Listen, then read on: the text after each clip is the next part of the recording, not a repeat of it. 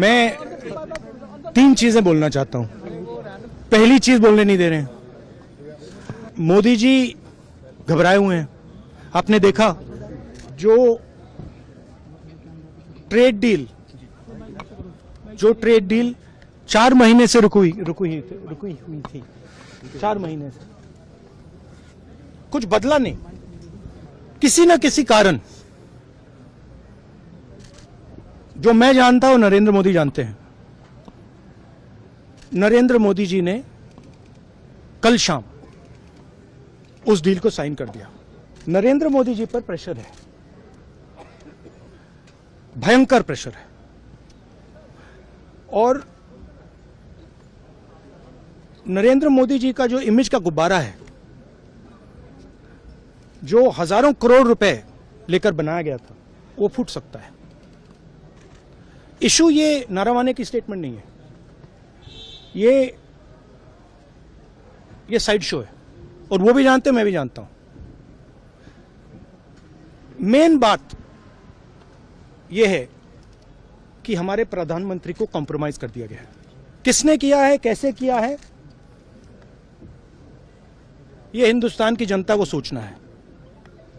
मगर इतिहास में पहली बार हिस्ट्री में एलओपी को प्रेसिडेंशियल एड्रेस में नहीं बोलने दिया। बाहर बोल दीजिए, जो अंदर नहीं कहा दिया जा रहा है। वो तो ऑटोमेटिकली होगा जी।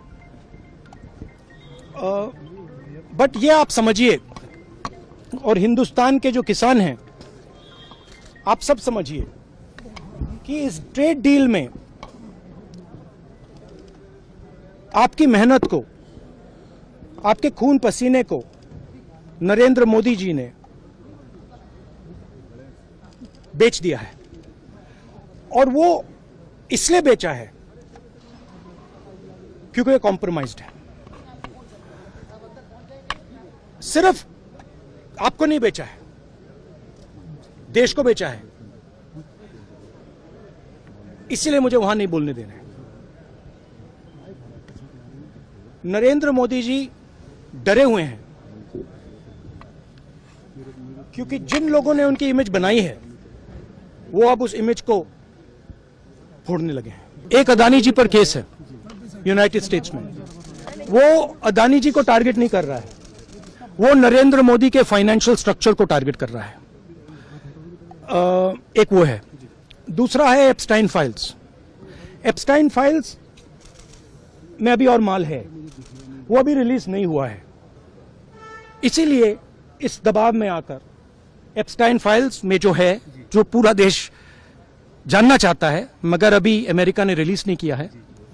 और दूसरा जो अदानी जी पर केस है, जो एक्चुअली मोदी जी पर केस है, क्योंकि वो बीजेपी का फाइनेंशियल स्ट्रक्चर है, मोदी जी का फाइनेंशियल स्ट्रक्चर है।